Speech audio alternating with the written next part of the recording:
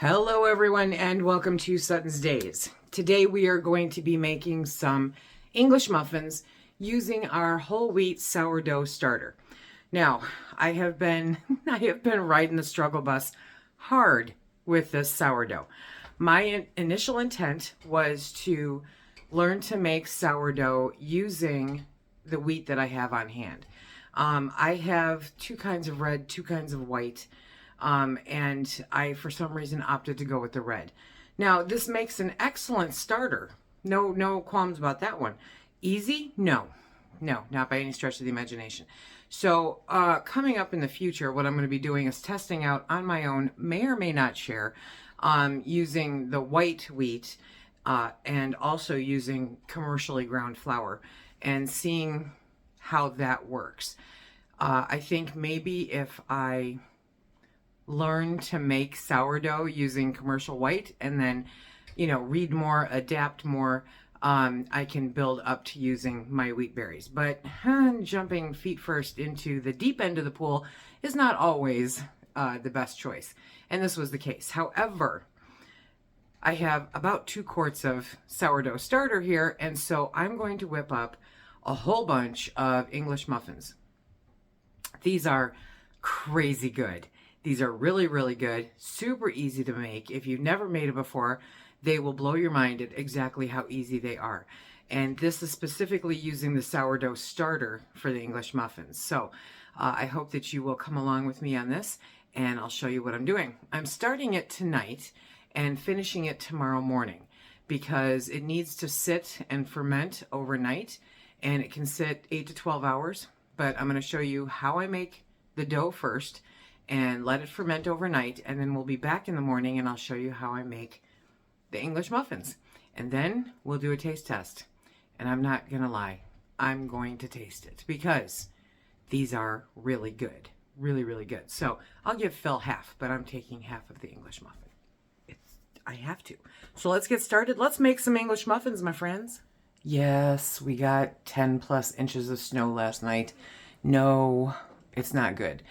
Okay, so we have my workstation here. There you go. And I have 3 bowls set up because, like I said, it is my goal to use most of this because it has to go. I'm done playing with it. So we are going to do double batches of the English muffins. I'll put a link to the recipe down below, okay? But this is what we're going to do. So anything you see me do, please know that it's going to be doubled, right? And what we've got is our starter, and it's a nice bubbly starter, okay? So it takes, do you have your spatula? Yes. So for a single batch, it takes 1/4 cup of starter. So we're going to be doing a double batch for each bowl. And poof, there we go. So that's one. Found these at the thrift store for $1 a piece. Everybody's telling me to get out of the metal bowl. And while I'm pretty sure that that wasn't the issue, back in the day, silver bowls, okay, I get it, but silver is actually antimicrobial, and so it would work against the sourdough, the fermentation of the sourdough. Do I believe that that's the case anymore? I can guarantee you that my bowls are not silver, okay?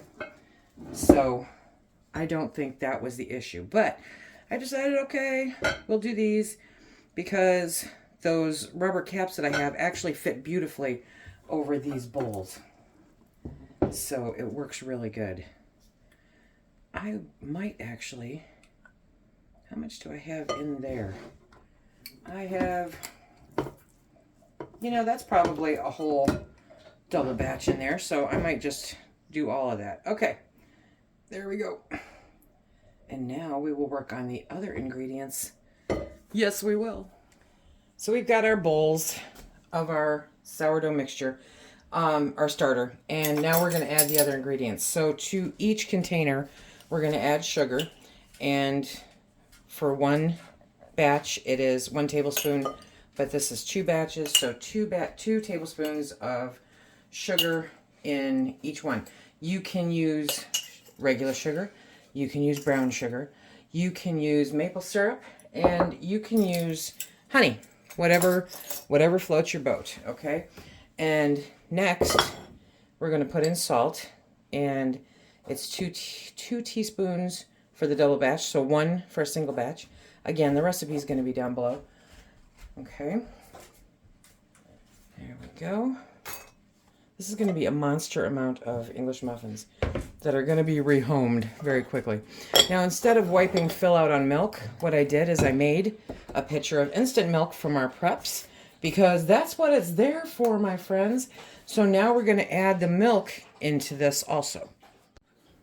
Okay, so 2 cups of milk for each bowl. Actually, it's 1 cup of milk for a single batch. Okay. And there we go. This is so good. Not milk. I'm not much for milk, period, but instant milk for me is pretty much only good for cooking. And so yeah, I would have wiped out Phil's milk with this. Okay. And now I'm just going to stir that to kind of loosen up that starter that's on the bottom of the bowl to make it easier to incorporate when we add the flour. Okay, so it's not a matter of mixing it all up. It's just getting it unstuck from the bottom, you know. Same theory applies. And the milk is better if it's room temperature. So I learned that too. Just another one of those. Ask me how I know.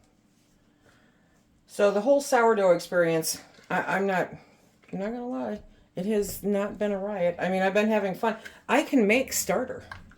I can make starter like crazy, but a whole wheat red starter is no joke. It definitely, there's a skill level there that I do not possess yet, and so I need to go down to the beginner level and figure that out before I dive deep into, you know, the hardest part. You don't start driver's training by getting on the road. You start it by learning the basics. So that's what we're doing. Now it's time for flour. I am not doing 100% whole wheat flour. I am doing all-purpose flour because I'm not that crazy anymore. Okay, so I've got my bucket of flour here, and it is, let's see, printed out my recipe. Okay, so it is 3 cups of flour per batch. So 6 cups of flour per bowl here. And it's just plain old, regular, all-purpose flour. No, I'm not weighing it, okay? And I had enough of you tell me that I should be weighing it, but I'm not, because it's English muffins. And I started off weighing the flour, and, well, that's enough to make a person crazy after a while, but I will go back to weighing the flour after, when I start the new starters, you know what I mean? Okay, so that was a 2-cup measurement. Now I'm going to do my 1 cup. Okay. There are a million videos out there showing you how to make sourdough. I'll be the first one to tell you that I shouldn't be one of them. But if you want to see somebody learning, if you want to follow along with the learning and trying, and I know some of you have, because I've been seeing your comments and your posts about how your experiment with learning it is going. I think that there are a lot of factors with sourdough, and that most likely if I was left to survive off of it, I would be making a bunch of flatbread, okay? Like a whole bunch. So now we're gonna get in here and we're gonna mix this up. Dun, dun, dun, dun. Did I put in enough? I did not. I need to double that flour. See, this is what happens when you try to talk and... Okay, so I only put 3. Look at that. I didn't have to dirty another one. Guess what? Okay, I thought that was much too easy to mix.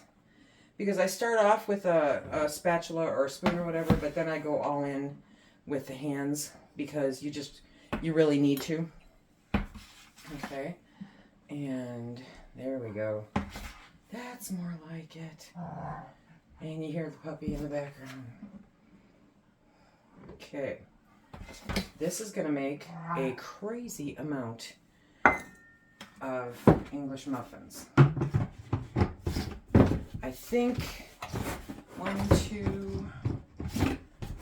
made 36 muffins out of 2 batches this morning in my test run before I brought you guys along for the journey. So this is going to make a whole bunch, but they freeze really well, and it's a good time. So I won't have to make English muffins for Phil for a while.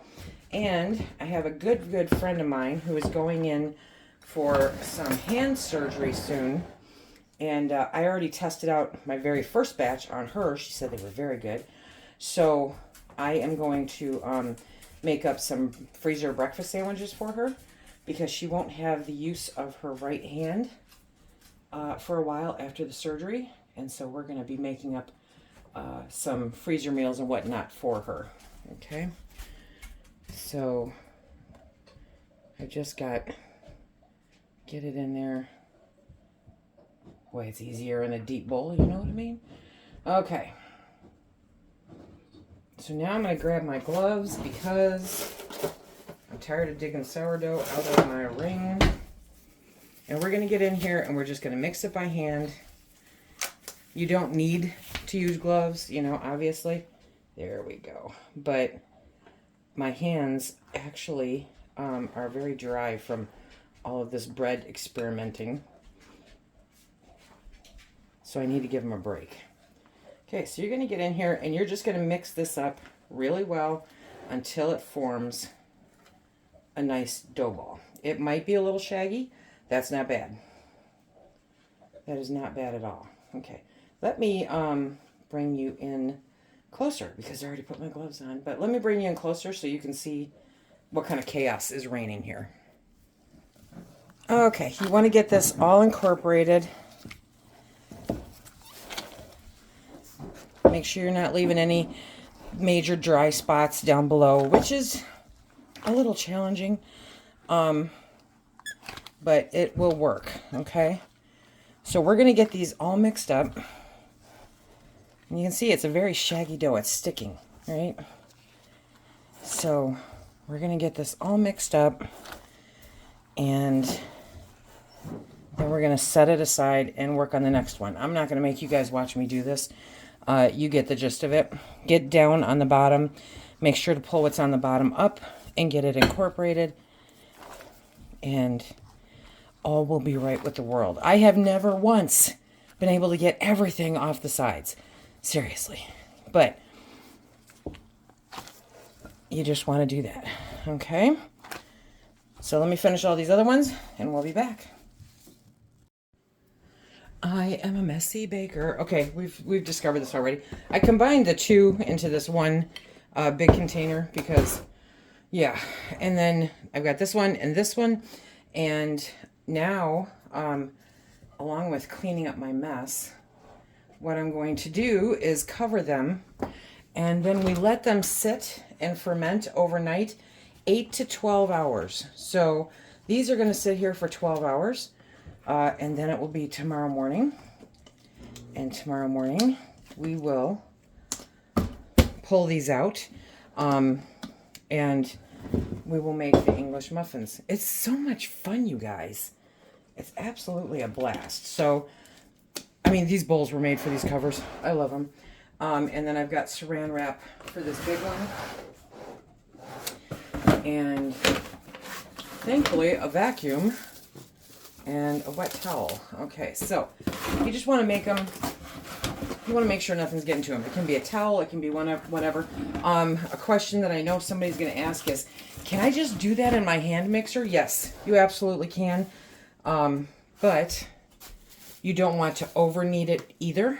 Okay, So I find it easier just to do it by hand because it's not as, oh, I'm thinking like commercial, you know, it leaves that rustic look to it by the time you're done. So now it's time for me to clean up. We will see you first thing in the morning for some English muffins.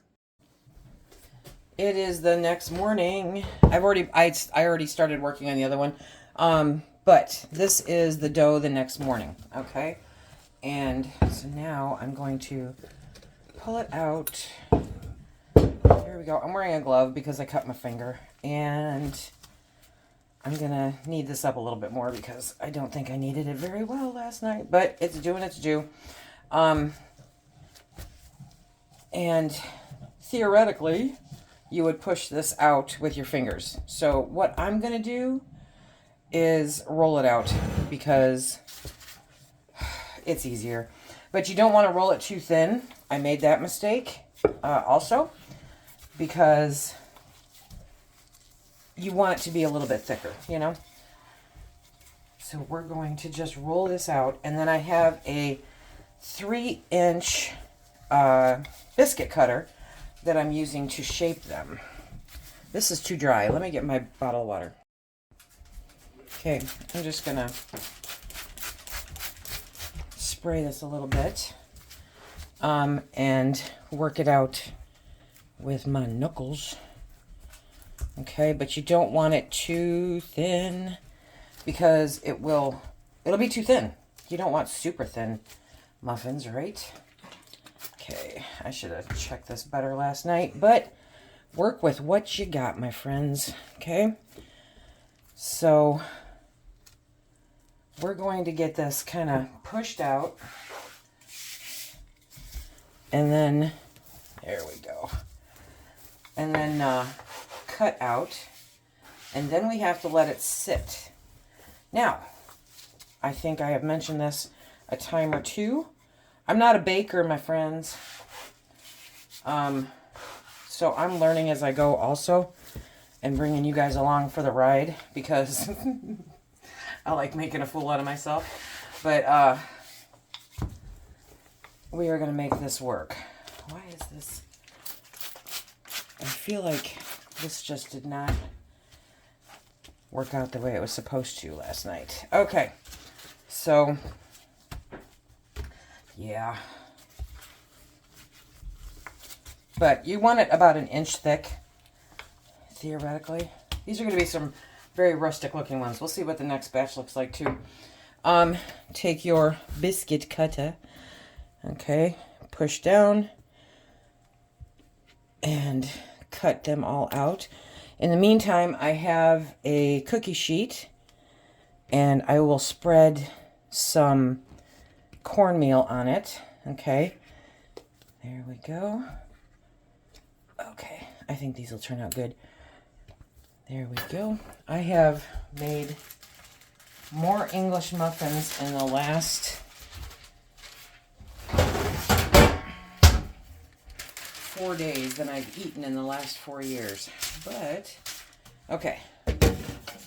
So we've got our cookie sheet with the parchment paper, right? And we're just going to liberally sprinkle some cornmeal on here. And then I'm going to spray these one more time before I get them up. Just a little, just enough to be able to grab them. And then I'm going to lay them onto the cornmeal because then the cornmeal will stick very nicely. Okay. Here we go. That one is going to get a do-over. Let me grab my scraper. These super great projects that I come up with to do first thing in the morning. Okay. So, I'm just going to lay them right onto the sheet. There we go.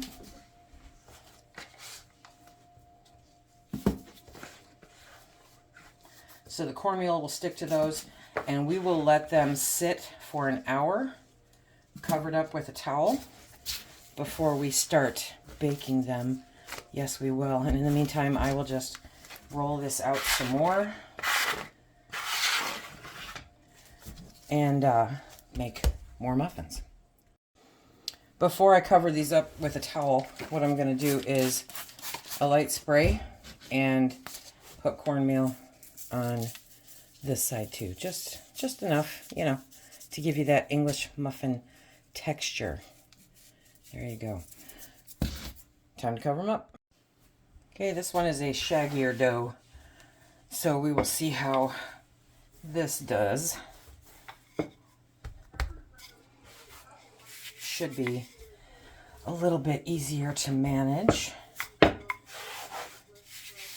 Now, Linda over at Linda's Pantry is trying a different sourdough recipe, I believe, coming up soon here, that I'm going to watch and see if, yeah, I must see how it turns out, because it is a batter. It's from the King Arthur book, and I think she said page 227 if you've got that book. And so it's, in my mind, a little bit easier to navigate, right? Okay, so yeah, because this is definitely a shaggier dough. I don't know. I was, you know, it was late at night. I was tired. I'm bringing you guys along for the ride. We'll see how this turns out.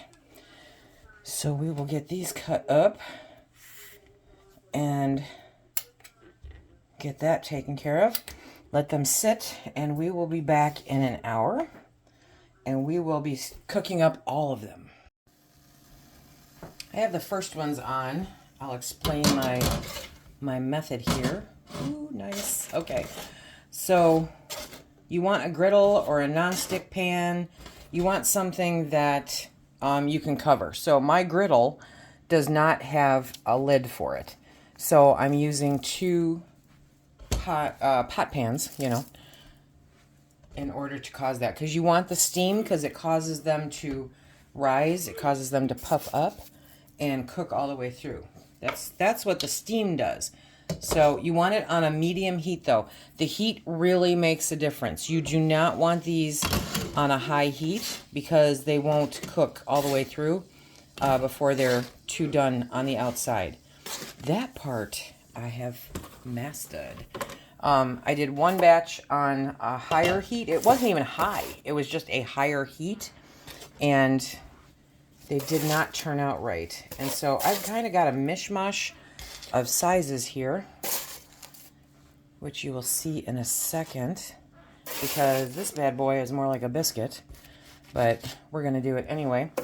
And theoretically, okay, so you put those down and then leave them. Let them go for 5, 6, however long. You will notice, and I'll show you when it happens, you will notice that it will start steaming and creating more condensation on the inside. The condensation that's there now is obviously from the ones that I just pulled off, and they are, ooh, scrum-delicious. Okay, so we're going to let these completely cool off, and see, we've got different sizes here. We're going to let these completely cool off before I show you what I do to prep them, you know, for easier use later. Okay, so we'll see you in about 5 minutes when we flip them. Okay, these have been on there probably closer to 7 minutes. And now we're going to flip them. Okay. And then I'm going to leave them on there for approximately another 7 minutes, because these ones are thick for the most part. I'll watch this one that's pretty thin, but the steam, you know, they steam along with cooking. So there we go. Okay, so we'll be back when those are done. While those are cooking, I'm going to show you how I prep these. So Linda and I were chatting, and it was very funny because the first batch I made ever, I cut with a knife. Now, according to Linda, that is like breaking all the laws of English muffins, okay? And so you take your English muffin and you poke the fork in it, and you go around in a circle like that. Now this works even if you're not going to eat it right away, okay? Because it has it perforated then, and you'll see it still stays together. But then when you open it, you have more of that lofty texture inside, which because of the whole wheat, this is not going to be horribly lofty, okay? But if you do want to use it right away, you just pull it apart. There we go. And there's your English muffin. And that will go in the toaster so that you guys can see a taste test from Phil, right? But if you just want to prep them, okay, or make a bunch like this and stick them in the freezer for future use, then you just go around in a circle like this and you don't pull it apart, and they will stay. Now, these ones are kind of thin, but they will still stay. So I've done it all the way around, but I'm going to have to work to pry that apart. So this is the non-breaking, the muffin law way to open up an English muffin. I will tell you that with this whole wheat starter, that if you do it with a knife, it actually resembles a bagel without, you know, the good boiling and all of that stuff that you do with bagels. It has more of that bread texture than this does. But by doing this, it's more legitimately an English muffin. Okay, and I don't know how much you care about legitimate English muffins, and I'm sure that I'm breaking some other muffin law in the process. But I'm going to get these all prepped because these have cooled down enough and ready to head out the door or in the freezer. The super thin ones I'll keep for us, because like the super thin one, it's a small one. It was like the leftover. I can toast that up and I can eat half of it. So that means a little splurge for me, okay? But if you make them too thin, it really is a huge pain. They're much better when they're thick like this. This is when they're good. And much easier to navigate as far as opening like that. And because they have puffed up, they have that loftier, airier feel on the inside. Okay. There we go. Okay. And now we're going to take a look. I'm going to bring you back over here. And these are the muffins that we've had cooking. Let me keep these separated so I know what is what. And I'll just pop this one into the toaster in preparation for Phil. Okay, so now we're going to check these. And, yep. So these are going to come off and they're going to cool. And I think, honestly, I'm going to leave... Nope, they're done. Okay. There we go. When they're really thick like that, I just don't know. Okay. So you can tell they've got the cornmeal on them. That one I'm going to let, because that one is pretty big. So you just take them and you let them cool. Make sure they're completely cooled off before you perforate them, because they're too hot to handle, baby. I put 4 more on there. We're going to let those go. By then, that time, that one, I will be confident in its completedness. And I'm going to go get Phil so that we can do a taste test. Fresh out of the toaster. We're going to put a little bit of butter on there. And Phil just came inside from very, very cold. Well, it's very cold here today in Michigan. So we're going to have him try this. Okay, it's the taste test time.